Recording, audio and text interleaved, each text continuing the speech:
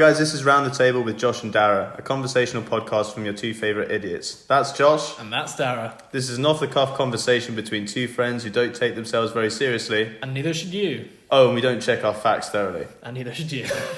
Hope you enjoy the podcast. Thanks for listening. So where do you want to start then today, Josh? No idea, mate. What about you? Well, I thought as we went to see Jojo Rabbit the other day, I thought that would be a nice place to start. So, Jojo Rabbit, thoughts? Oh, it was amazing. It was amazing. I can't remember where it was I read, but someone said that it was just a film that just drove you through all your different emotions. Like 1 minute you're belly laughing, the next minute you're bawling your eyes out, and it is a complete emotional roller coaster. I love it. I loved it. That's actually the way that I described it to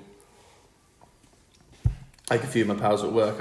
I was talking about movies because someone said they'd been to see The Gentleman. The new Guy Ritchie film. That's supposed to be really good, actually. Yeah, I'd like to see it. I like Guy Ritchie films. I like this kind of like gangstery, Two Smoking Barrel. What's it? It's funny seeing Hugh Grant still kicking about at this point. Yeah, he's getting quite old though. He is. Like noticeably old. He's fallen out of grace as well. It's a long way. It's a long time since Love Actually, isn't it? Fucking hell. When was Love Actually?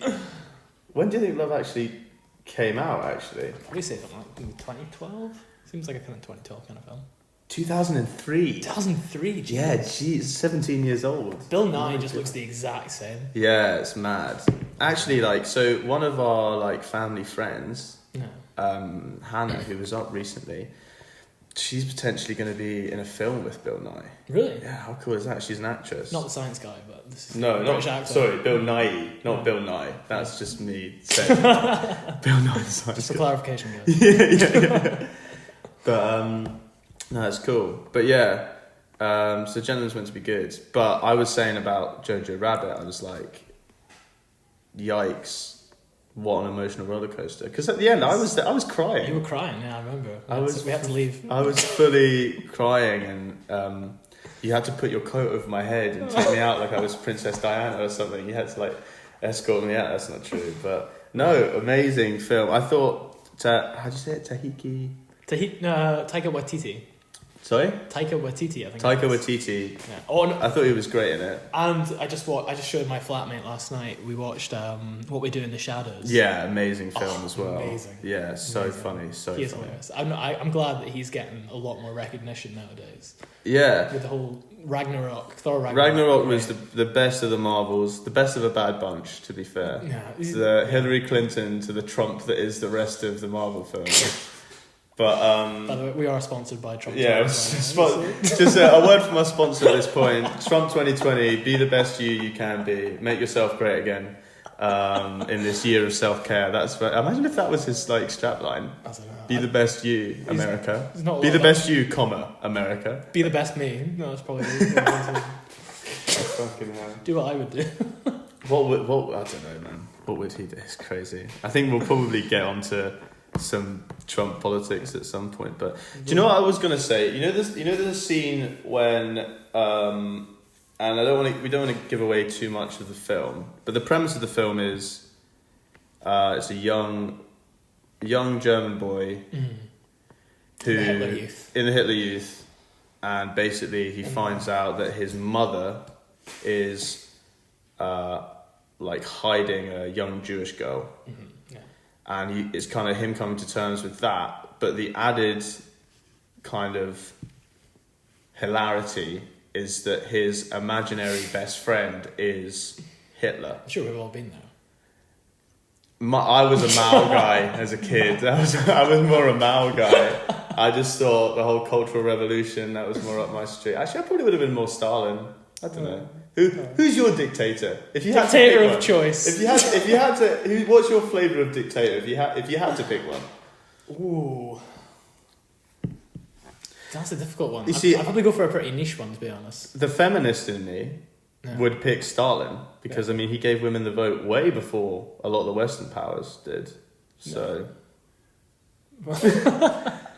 Organised famine and genocide aside, yeah, but they all did that. They were all starving equally. There was an egalitarian nature to the death, poverty, and starvation. Yeah. No, it's pretty dark. I don't know a huge amount about Pol Pot. Who is he? He was the Cambodian. I thought he was the guy that wrote Wind and Willows, but that's. He was also, I think he won Britain's Got Talent one year. Different guy though, No, but same name. No, it wasn't Eurovision. Cambodia's not in Eurovision. But weirdly, like Turkey, Israel, and Australia, and like New Zealand are. Are they? Yeah, well-known European states that they are. I don't actually know the full set. I never watch it. Do you watch it? I'm not that big a fan. So, I'm sorry to all the big supporters of Eurovision out there. I was a fan of Conchita. She was Conchita fun. Wurst. Yeah. She was cool. Yeah. I like the beard, long hair combo. It was a strong and brave choice. Yeah, very brave. Yeah. Very brave. But she was no, it was great. There was but I don't know who the hell sends the British competitors out there. So I heard, I don't know where I heard this, but I've never heard of any of them before. But I think Jedward did it twice. Oh, did they? I think they did it 2 years in a row. For Ireland, because they're Irish. Maybe they did it for Ireland. Yeah, that would make sense. But I think the theory is that to host it costs a lot of money. Mm-hmm. So for the smaller European countries, like the Latvias, the Lithuanians, the Estonias, large in their own right. Large in their own right. You have to be so PC, Josh. You have to be so PC. But for those countries, it's seen as having potential economic boost through tourism. Yeah. But for some of the bigger countries, the Germanys, Frances, Britons, they're like, we can't be bothered. Will we still be part of Eurovision after we...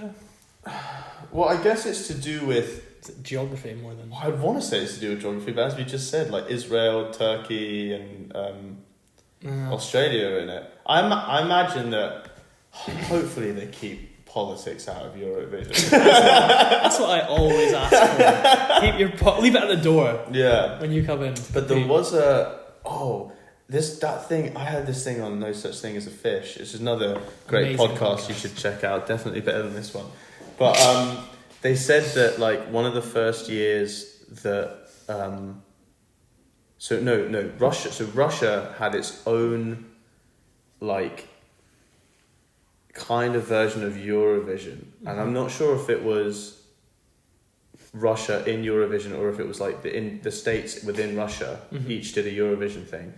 And then the way that they judged it, because they didn't have a lot of telephones, was if you liked the song, you left your lights on in your house, and they read read off the gas. They read the electricity meter. How cool is that? That is fascinating, actually. This is what they said. That's one hell of a way to vote. Yeah, I know. So basically, it was like, or maybe they played. I'm gonna make it up. So it was like 10 different songs, and then at the end, they said if you like this song, leave your light on, and then they left it like 30 seconds and saw the spike in the electricity, blah blah blah, and they did it for each one, and then at the end they could kind of basically say, although the issue is difficult to not know if people were cheating. Do you think this was all a ploy by energy companies to make a bit of extra money around Eurovision? Potentially. Although all the energy companies would have been owned by the state, so it wasn't like they were out there. Do you know what I mean? Like, they were making money anyway. Do you know what I mean? It wasn't like they were like, we need a new PR stunt, lads. We need to get ahead of the competition. I think at that stage they were probably doing all right. Yeah, that's really interesting, actually. Yeah, I thought what was it called? I can't remember. Maybe Soviet Vision or something like that. Wait, so is this recently? No, this is like Cold War era. I think this is like because they all have phones now. Yeah, they wouldn't have been able to. No, I'm saying this is like text. back. Yeah, they could text now quite reasonably. I mean, it's just not like text babushka to 105. Babushka. What's babushka mean? It's like granny. Babushka. What's a babagoosh? Is that like Baba Ganoush? That's an Arabic dish. No, not Baba Ganoush. Is it like you know in the new Hellboy film? Yeah. You know Baba Yaga. Baba Yaga. Baba Baba Yaga. Yaga. I think she's like an old Russian witch, and she's supposed to walk around. It's like supposed to live in a house that like has like legs, and she like walks around. I remember she was in. Oh, what was that game? Oh, Tomb Raider. She was in one of the most recent Tomb Raiders. She was in Tomb Raider? Yeah. She was in one of the most recent Tomb Raiders when they were in... I think they were somewhere in the mountains in... I didn't realise there was like mythical things in the Tomb Raider game. Well, basically what it was a lady that she basically used kind of like hallucinogenics in like plants and stuff that grew in this mountain would kind of give off these like hallucinogenic kind of spores that would go into the air, and then basically if you went into this area you'd breathe them in, and then you'd see she basically just that's a wonderful right around, isn't it? It's like top right around. I've seen that a lot in making and stuff. It's like that guy from do you remember, was it the Nazi Next Door or something? Did you watch that documentary? All about this guy in America who's working in a steelworks, and he turned out to actually, or did he? No. Yeah, so he turned out to be, or they thought he was the butcher of Dachau or something. Oh no, was he Nazi or was he Russian? He was Ukrainian. Yeah, his name was John Demaniuk. That was it. Okay. John Demaniuk, and they thought that he was Ivan the Terrible. That was it. Ivan the Terrible. He was this guy that was in the, I think it wasn't Auschwitz. It was like Dachau or something. Dachau. Somewhere in Ukraine and Poland, I think it was. Dachau's in Poland. Yeah, it was one of the big ones. But he was a Nazi who did he torture them or just kill them? He was like basically in charge of killing them, I think, and then he was responsible for the deaths of, it was like 1 million Jews or something like that. It's pretty bad. And I saw the advert. I haven't actually seen the Netflix documentary, but was it him? I don't want to give anything away. Well, let's just do it, because if you haven't seen it... Alright, spoiler alert, guys. Mute the podcast, but yeah, it turned out it was him in the end. Really? He got away with it for a while. And then he ended up getting caught again later on. So basically, he got away with it the first trial. So he got sent to Israel for... Yeah, like they basically picked him up. They sent him to Israel, and basically he just went through like basically everyone in the country hated him, and he had this he had a lawyer that he ended up getting rid of, and he brought on this Jewish lawyer because they didn't actually know anything about Israeli law.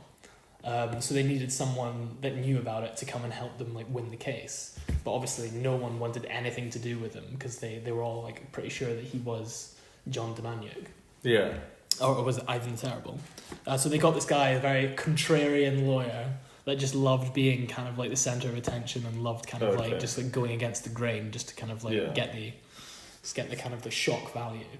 And he was their lawyer for a while, and it's a big like roller coaster. They basically bring like all these kind of older people who come in and being like, I remember him, like he was really I would never forget those so eyes. I imagine a lot of these people who maybe had survived him would be in Israel. Well, why did they bring him to Israel then? Because that's where the trials. Because it's just like the trials were. I thought you said that he beat the first trial and then moved to Israel. I was like, why would you keep your enemies close? Well, yeah, but almost like they're not going to suspect me if I move to Israel. I can't be that guy. I'll just get a circumcision, though. Yeah, like Jesus Christ. That's my God. Well, not Jesus Christ. What would it be? Who's the prophet? Who's the Israeli? The Jewish there prophet? isn't one. Well, there's God. I think. Is Jehovah? Is that? Is it not Yahweh? Yahweh. But Yahweh? I don't think the Jewish prophet, he hasn't come yet. That's what the whole thing was with Christ. That's why they didn't want him, because they thought that wasn't him. They were pretending to be. They thought he was a faker. Yeah, they thought he was fake news. They think that he's coming. I think. He's coming at some point. Yeah. He's on his way. Yeah. He's got lost. I'll give it a watch, man. Do you remember that other film, that other documentary that we watched? That I don't even know if we really got clarity at the end. Oh, The Staircase. The Staircase was so good. The roller coaster that is The Staircase. I think that was the first kind of true, because I know true crimes become. Well, like I'd say thing Making now. a Murderer was big way before that. It was the first one that I watched, though. I never watched Making a Murderer. Did you not? I don't think so. Stephen Avery. I'm not, because I think part of me doesn't want to get drawn into this whole kind of fetishism of like death and murder and stuff. Although the other one was. Do you remember the one about the guy who abducted the girl, but he also had like a sexual relationship with both the parents. Oh no, I remember that actually. What was that? It was fucking mental. What was that? I remember watching it as well. I watched it like 2 weeks before everyone else. Yeah, but everyone else had watched it by the time we watched it. Oh, what was it? This guy. Oh my god, I'm gonna have to find it. Netflix documentary. Yeah, was it the mum and the dad and was abusing the children or something, wasn't it? No. So, basically, abducted in plain sight. That was what it was called. That was it. It was like a guy, and he had a family, and then he really fancied this the daughter, and then. Basically, as well, I think the father was like gay, but they were Mormon or something, or they were very religious. But I think the father was like a repressed homosexual, and I think he just got married because he felt it was the right thing to do. And the guy was meant to be really charming, but it was just the story that like basically the guy who abducted this guy's daughter, him and the father went on like a drive, and then they were like just chatting, and then they were like sat in a car by like. On like the side of the road, and he was like, "Do you reckon you could help me out there?" The guy was like, "What do you mean?" And he just like tossed him off. He was like, "What the fuck is going on?" Oh god, I did not see that coming. Like when the dad said. I kind of thought that he would seduce the mother. Yeah. I knew that there would be some seduction of the parents involved. Those eyes. Not even that. I just think that I think that part of the predatory nature of these kind of people is that they need to be able to get into a safe space with the family. I think part of that comes with seduction. I didn't think safe spaces before safe spaces. Yeah, Jesus Christ, man! What a world we live in. God, that is crazy, though, isn't that? It is. I think it's mad that these people were so ignorant. But then there was an interesting point about it that they made. Was they were like, this was like before anybody really knew about like stalkers and paedophiles and all this stuff. So like, it wasn't really on their radar. It's like, had you seen Mindhunter? I think we watched a bit of it together, did we not? Yeah, because it's all about basically when the CIA started working out how to do like profiling, was it? No, it's basically when they first kind of discovered like the notion of like serial killers, basically. So like before, like they always thought that to murder someone, there always has to be like a motive.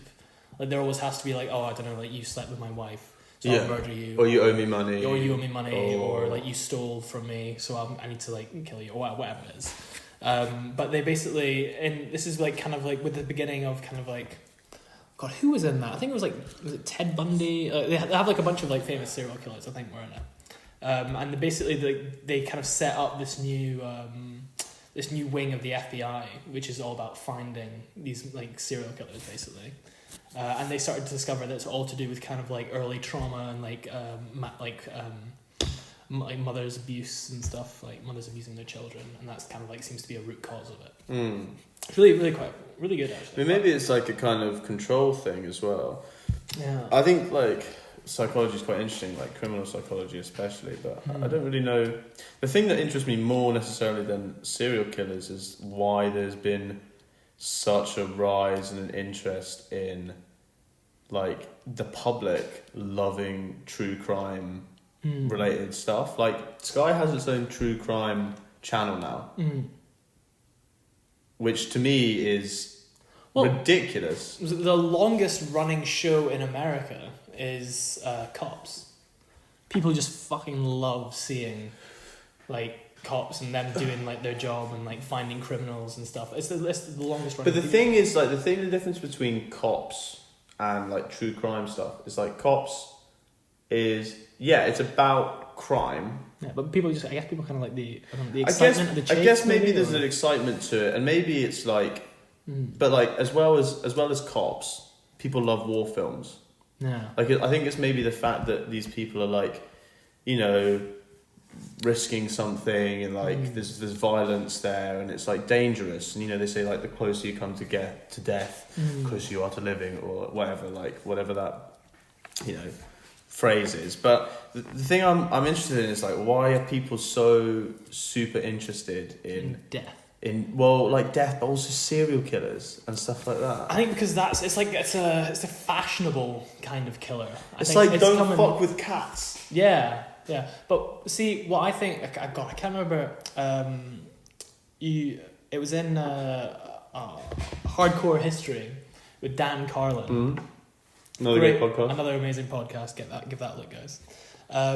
He did this really interesting one. I think it was called Painfotainment, which is all about kind of like humanity's obsession with violence and death, and kind of like it goes back to kind of like the Colosseum. Like people just loved watching people die, and then like all through the kind of like the Renaissance, where they had kind of like public hangings, and then through to like the French Revolution with the guillotine and stuff like that. Like people just loved, like people would like rent rooms that viewed the gallows like days in advance. So they'd go up and like they'd bring snacks, and like people would kind of hang out and like sit in the roof just to watch like people kill them. And he was basically saying that modern day kind of like violent TV, violent cinema, that's kind of like our substitute for that. So we always go on about and say that like people are so people in the past were so like vicious and violent, they just loved seeing people get hurt. But we do the exact same thing. We just like it to be safe. Do you know what I mean? Do you think then that we almost need to see violence? Yeah. But do you think it is as a remedy for some sort of violent lust we have within us, or do you think it's like almost like as a, kind of like a warning and like a reminder? Do you think it's like? Yeah. Do you think like, because I guess like, so we are lucky enough to live in an area where there is like comparatively very few violent deaths than maybe like a war-torn state. So for us, there's like, it's not as apparent, and you might almost think that being stabbed or shot or blown up is like a distant possibility. Yeah. Whereas in other places it's more prevalent. Mm-hmm. So is it a case that we kind of need these things to almost kind of be reminded of our past and reminded that these things can happen? Or do you think that there is a sort of like sexual fascination with it? I think, well, what I kind of think is that maybe we kind of, you know how everyone always, people go on about how we live in this current like society, and we feel that there are certain things that are lacking from our lives that we would have had, say, like living in the jungle, living in the trees. Like there's certain like aspects, like we've still got the same, we may have advanced like tons in the last kind of like 10,000 years or whatever we've been since we were living in the trees. But we have certain needs, and we've stayed the exact same way biologically, but we've just changed socially. So like maybe what we're looking for is this kind of like animalistic like excitement and kind of being out in like nature and like hunting and doing all this kind of stuff. And because we live in quite a I don't know, safe environment. Very safe environment. Yeah, very kind of very very modern, and there's not much excitement to our kind of like animalistic side.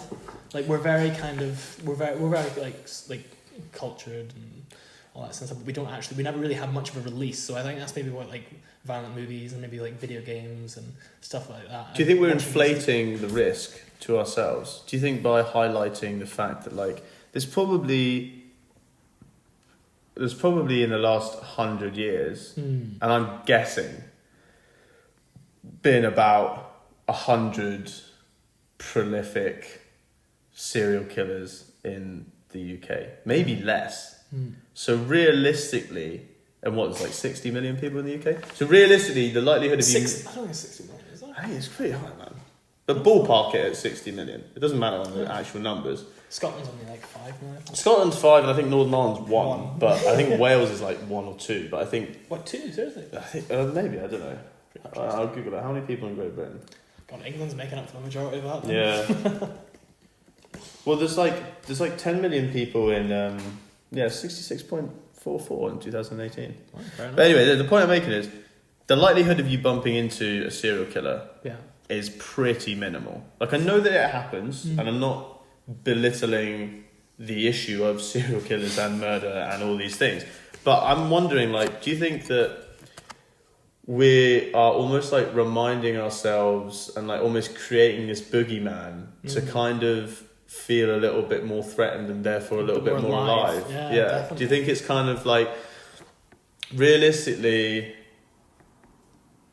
in my 24 years alive, and I have been very lucky in the areas that I've lived in, but I've never really felt a huge amount of threat. It's happened a couple of times in like large areas or like late at night. I know it'd be a lot different if I was a woman, because I definitely know that the thought process and the risks are completely different. But obviously we can't really comment on that because we don't have the first-hand experience. But is that part of it, do you think? Is that why we fascinate ourselves with serial killers? Because it makes us feel like a bit more dangerous? Yeah, I definitely think so. That our safe suburban lives where we get like, we get the train to work, we come home, we get drunk on a Friday, we watch series linked movies and we get Amazon Prime deliveries. Do you think that that's why it's fascinating, is because we need risk? Yeah, we definitely because there's definitely a part of our kind of animalistic brains that need to be kind of quenched. And I think that's kind of like our like escape, and that's our kind of our way to get that kind of excitement without ever actually endangering anyone or ourselves. Yeah, because I guess it's kind of quite a middle class. It's quite a middle class, sat on the couch, glass of Chardonnay, way to get close to death, really, isn't it? It is, definitely. So do you want to address World War III as well, if we can, at this moment? Throw in my 2 pence. Throw in your 2 pennies. Yeah, man, it's the beginning of the year was admittedly slow for me. New Year's was pretty heavy. And so I didn't kind of get round to seeing all the stuff about World War III until like all the memes and stuff that had come out. Yeah, the memes. I don't know whether the memes are actually driving the war. Well, it could be, the Russians on the old spyware and all that malarkey. I love that. I love the bots. Because the thing as well is, I was having this conversation with someone. Have you seen on Instagram? They've got all the. So it's like it's your face, and you blink your eyes, and it like goes around and it tells you which like Disney princess you are or which like. I think that must be the Russians again, man. That's got to be like. Do you know they used to do that in the old kids magazines you used to get back in the day? Remember the little diagrams you get? You start at the top, and you'd be like, "Do you like this? Yes or no?" And then you make your way down the diagram. Well, like the original BuzzFeed quiz, like. I think that was sponsored by the Russians as well. Potentially, or maybe really diversify. No, the way that kind of the things that we have in the Western world kind of trickle down slowly to. It's a trickle down economy. The other part of the world, yeah. So as I told you, when I was in Vietnam, everywhere we went, like all the bars, they had like the little stools and the tables that you would have had in your garden when you were a kid, the little plastic ones. Yeah. And I always said like, if you ever wonder where those go, if you ever wonder where those go when you throw them out, is they all go to Vietnam. They use them as bar furniture. So maybe what happened was there was all the magazines that we read as kids then filtered through to the Russians, and then they saw these things, and that's why they created BuzzFeed. See, and I remember a terrible story to do with those horrible magazines. I can't remember. I think it was a Beano when I was younger, when I was a kid, and I got one from a petrol station up in Aberdeen, and we took it into the car. Aberdeen. And basically they had this little toy. You know, they always used to have little toys in the front. Like, I don't know, it could be like a little. Yeah, I know what you mean. Though. It was a little like trinket thing. Yeah. And basically, what they had in this one was a little. It was called Fart Bomb. It was a fart bomb spray. Okay. And I remember I took it out of the bag, and my mum was like settling up in the petrol station, and I thought, as a joke, I just. What you mean? She was settling down with the petrol man? So just like paying for the petrol. Paying for the petrol. It was like some sort of John Steinbeck film, and you were like travelling through the Scottish North, like, we'll stay here for a couple of days. It and Mark doing the road later on. And basically, I got this little stink bomb spray. I took it out and I thought it would be funny just to kind of like spray it in the car. And oh no! It was vile. It was so bad. We literally sprayed it, and like I can't remember what we did after that, but I don't think my mum could actually drive the car back because it was just so vile. And we finally got back home. I can't remember what happened after that, but we got back home, and I remember I had to bury it in the garden. Really? Like nuclear waste. Oh my god! Like, that it's got like a half-life, like crazy. I wonder what those things are made of, because they can't like. It can't be good for you. Whatever it is, it's not going to be natural. It's not going to be vegan, is it? Whatever it's made of. Definitely doesn't biodegrade. Did you ever give a shit? I've always wanted to kick a pigeon. I've really wanted to kick a pigeon. It's that, yeah. It's like that kind of like standing next to a cliff. You kind of just want to jump. I don't know if it's even that, or if it's just like I don't like their attitude. It's not. Like all other kind of animals. Like there was a squirrel yesterday I saw in the garden. Yeah. I went out. Was it grey or a red one? It was a grey one. Okay. And I went out the back, and there's this little squirrel, and like the squirrel's like, I was close enough to it because it was kind of on this like fence thing, but it was like it kept its distance, and not that like I'm some sort of macho man that needs to be kept distance, but just like it was like it was wild, it still was kind of an animal. I feel like pigeons are too pedestrian. I can imagine a pigeon waiting at a traffic light, seeing it going green and walking across the road. Do you know what I mean? Most like pigeons have nectar cards, I'm pretty sure. Yeah, like Oyster cards. Do you mean? Yeah, they're just on the tube. They're just bitching about the morning commute. It's like, fly, you've got wings. I don't... Yeah. There's something about pigeons that I think they're too ballsy. They unsettle you. I don't know if it's like... we both read Yuri Harari's book. Sorry, I'm terrible with Yuval names. Noah Harari. Harari, I'm just going to say Harari's book. And he talks about when they went to Australia for the first time, the first kind of Homo erectus that went to Australia. All the animals didn't fear them because they had no previous predators, right? I feel like pigeons are getting cocky. Yeah. And they think like, yeah, you're not going to kick me. I can nibble around your feet as much as I like. It's been a while since we've had pigeon pie in the UK. Maybe we should bring it back. And like wood pigeon, I've eaten wood pigeon before. It's quite tasty. It's quite gamey. It's not, but wood pigeon is more like fibrous. Oh, it wasn't particularly fibrous, I would say. I mean, it was more fibrous than chicken, maybe. I don't know. So I didn't eat it and think about the fibrillity. I don't know if that's the right word. Would you say fibrillity? I don't know. I didn't think about how fibrous or unfibrous the meat was. But then also that would probably be more like wood pigeon is more like it lives in the wild. But I feel like a wood pigeon would get out of your way. Do you know what I mean? Little pigeons, they're annoying. Have some respect. I don't even know if it's like a respect thing. I just think I think they need to be taken down a peg or two. You know what I mean? Speaking of pegs, there's a lot of pigeons with only like one leg, isn't there? I have seen some of the vets. The vets. Well, they used pigeons in the war. They did. Not so much nowadays. Not in like Afghanistan. Yeah. When do you think they stopped? I wonder when did they stop using pigeons in the army? I'm going to say it's World War II. Well, actually, I don't know. I know they definitely pigeon win like a Purple Heart. They definitely used it in World War One. Yeah. But I'd say probably, yeah. I mean, after you've kind of got nukes, there's no real reason to have pigeons. The US Army discontinued using pigeons as messenger carriers in 1957. Yeah. 15 hero pigeons were donated to zoos, and about 1,000 other pigeons were sold to the public. Sold to the public? I guess pigeon racing. But here, I tell you something actually really, really interesting, is that basically the first homing missiles were driven by trained pigeons. Yeah. I'm pretty sure I told you that, Josh. Fuck. It's on tape now. Well, you said it first on tape, so that means it's your fact. Well done. But yeah, like they were... Well, I told you about this when I was doing the Cold War era history module.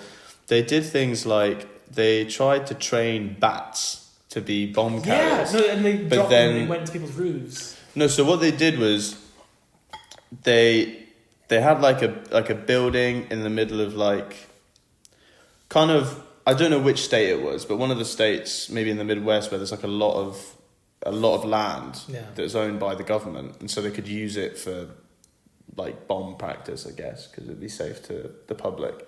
And they kind of put like a house in the middle of it, and they tried to train these bats to basically fly into the house and then blow up the house. But what happened was they kept flying back into the training facility and blowing up the training facility. So it was really stupid. But they also thought that the Russians were training SEALs. Really? To fight the Navy SEALs. SEAL on SEAL combat. Navy SEAL's no match for a SEAL, especially in the short sprint in the water.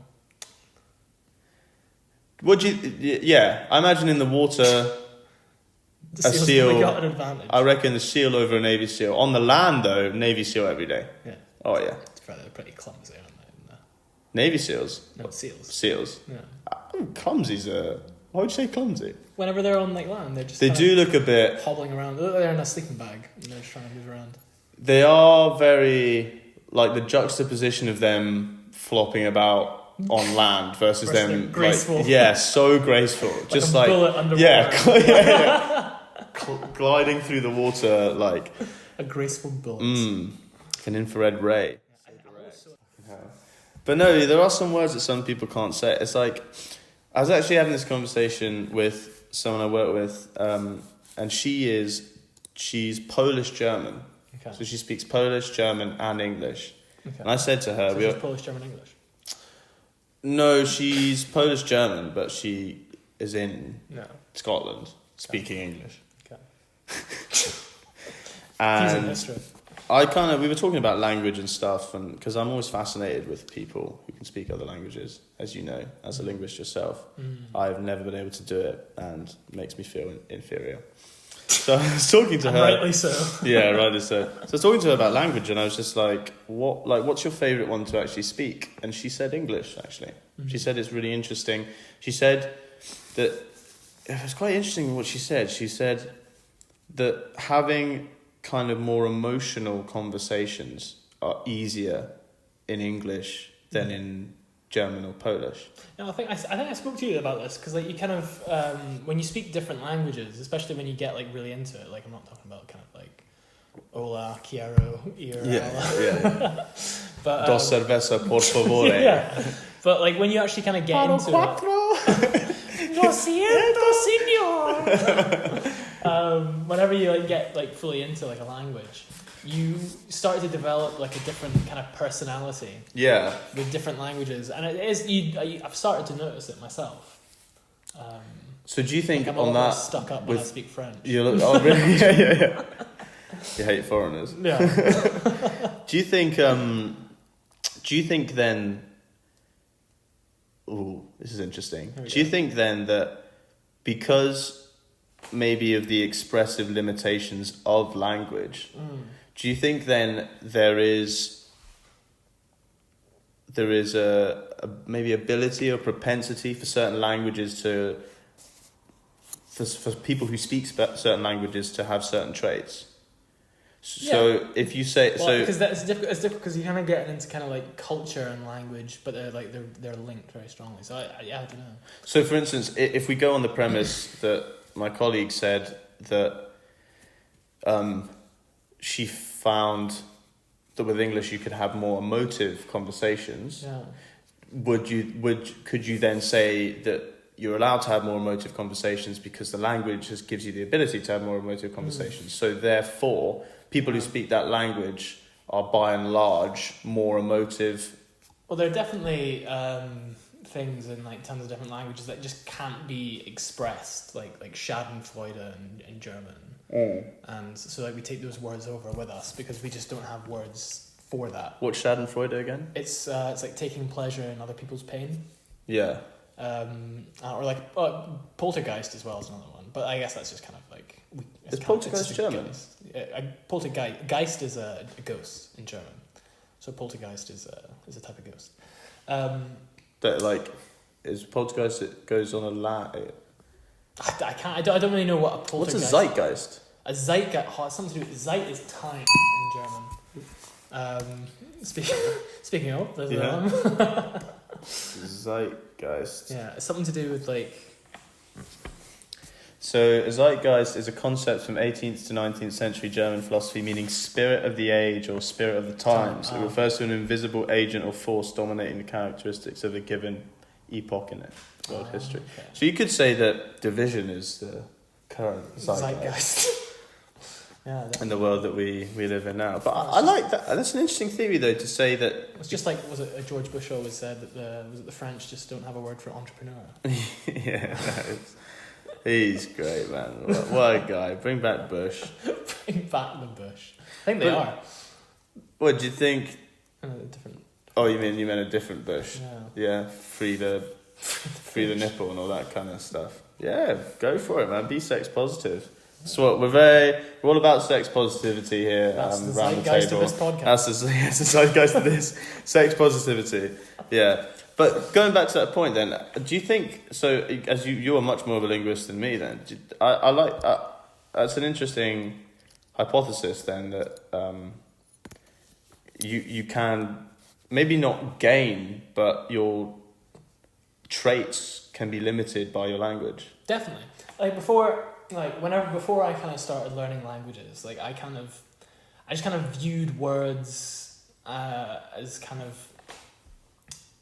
being what it is that I think of. Do you know what I mean? Like in my head, if I think of a thing, I name that thing, and that's what that thing is. It's that word. So I associate the idea in my head with the word that I use. Yeah. And I thought that was the only way it could be before.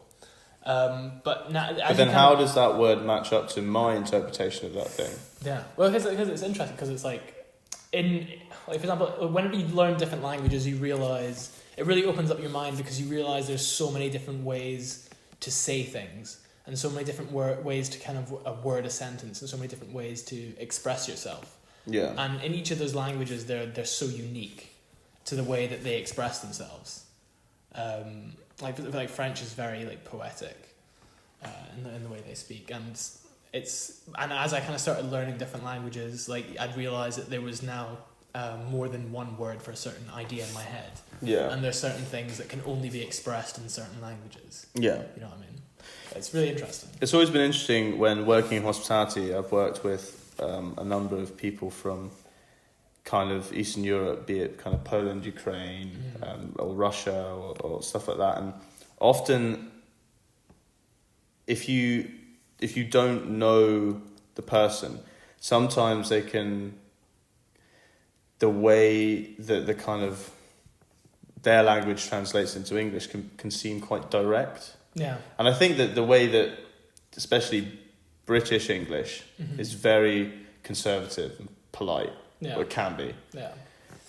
And sometimes it comes across quite rude and a bit direct, but I think it's not the case. No. I think it's like... Yeah, it's just like different people have different... Like whenever I went to France initially, like I'd always be saying like, je voudrais, like I would like. But that's just the kind of like my kind of like British kind of culture, like bleeding through. Like whenever they want something, they say, I want that. Yeah. Rather than, I would like that. Because I remember my mum always being like, you would like, Josh, you don't want. Yeah.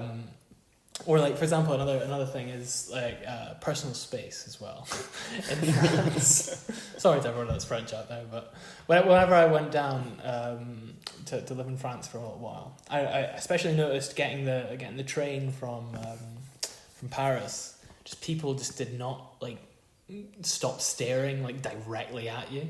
Like is that a personal space? Well, not in personal space. I guess it kind of is, because like their vision is in your personal space. Yeah. And then in the UK, you'd catch eyes with someone and you'd look away.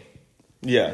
But whenever I was there, like I'd catch eyes with someone and they'd just keep looking at you, and you'd be like, okay, and I'd look away, and I'd come back like 5 minutes later and they're still staring, and you're like, I'm starting to wonder whether that was me or whether that was actually something French people do, but I don't know. Maybe it was that ridiculous top hat you were wearing all the time that you were in France. It was.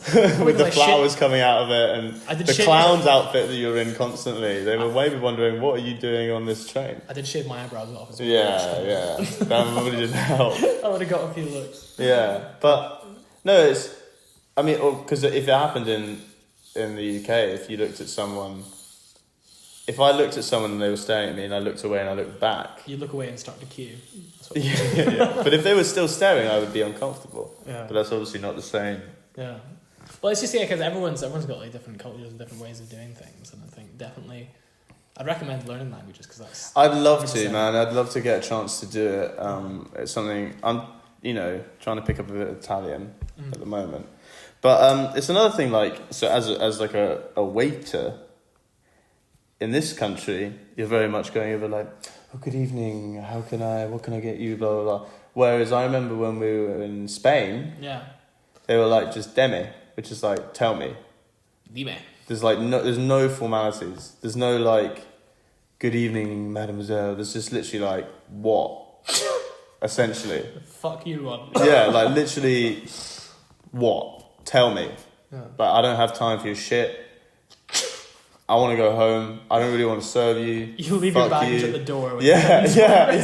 This is not a place for fucking lively debate, all right? Tell me. In fact, no, I'm going to tell you what you're going to have. There's one thing on the menu, you're having it and you're paying for it. Fuck you. That's kind of what... But you won't pay very much because we're in Spain. Yeah. Well, no, in Barcelona, it would be expensive. You get in the north... Yeah. But the rest of Spain... Free Catalonia. That's another sponsor. Trump 2020 and Free Catalonia. We're pro-independence. We're also sponsored by the Leave campaign. The Leave campaign. Weirdly by the Leave campaign and all independents. Maybe not all independents. I don't know. Anyway. But yeah, maybe not free. We don't want to get into a legal battle with the Spanish government. Yeah. We learned our lesson last time. Last time we tussled with those guys, we didn't come out Trump, so we're sorry. How do you say sorry in Spanish? Lo siento. Lo siento, Spanish government. Thanks anyway. Sorry for that.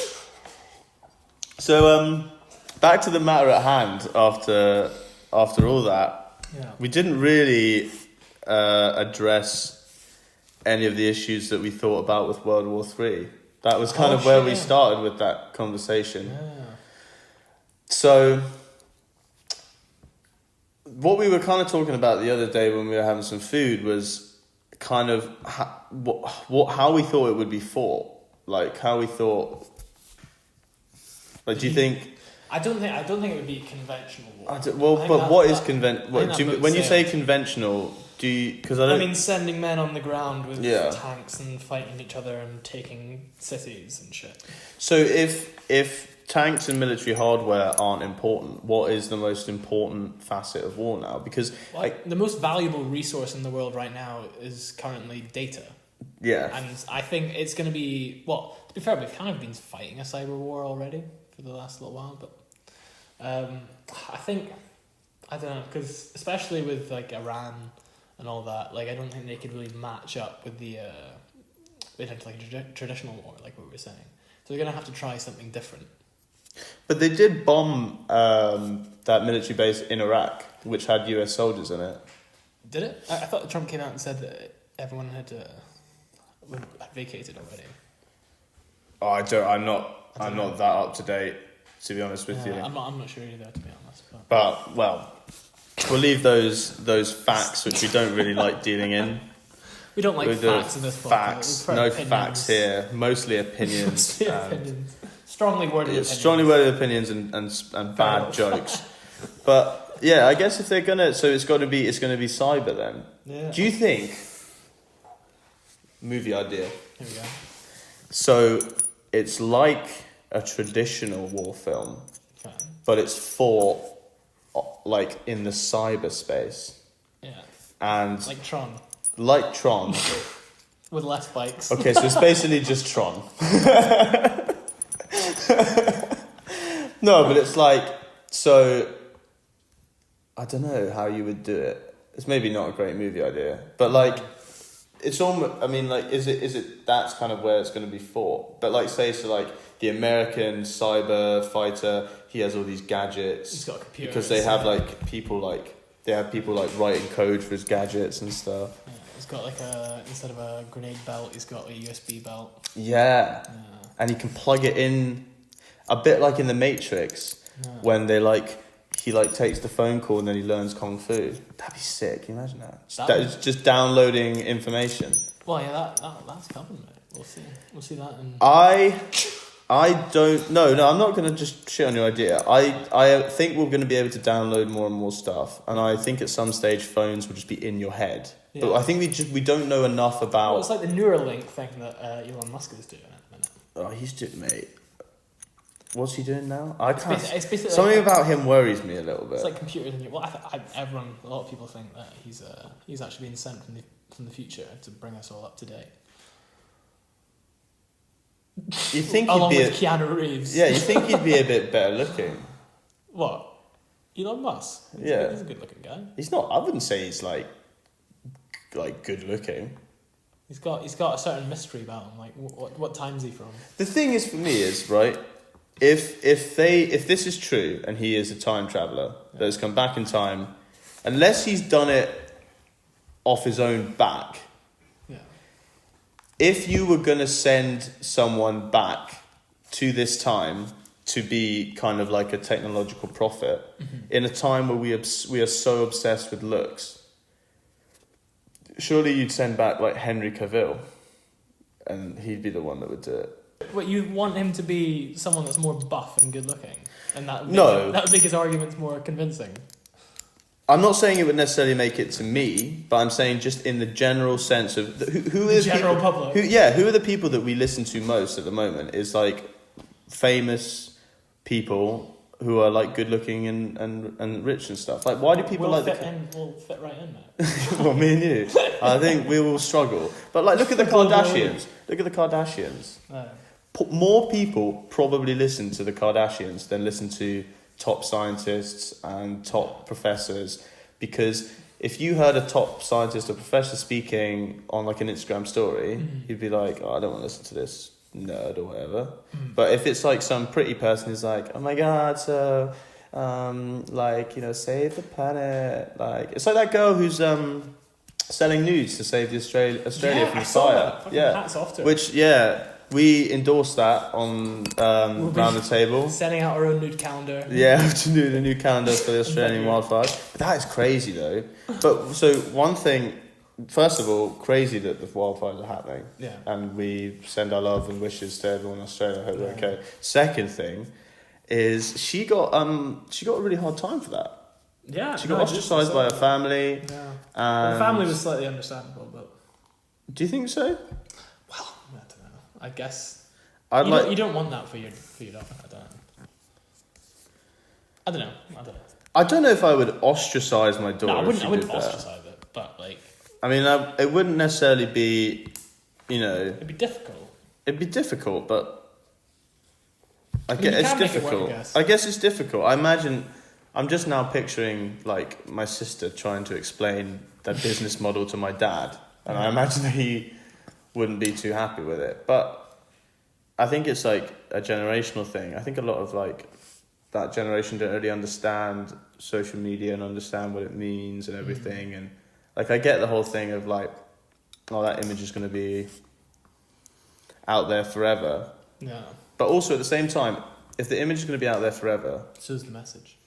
So's the message. That's a very incredibly well crafted point there. But the other thing I'm thinking is, if the image is out there forever, used to be a bad thing. If like, say they got like a topless picture of some celebrity when we didn't have the internet, and it was like a picture that they put in a news magazine.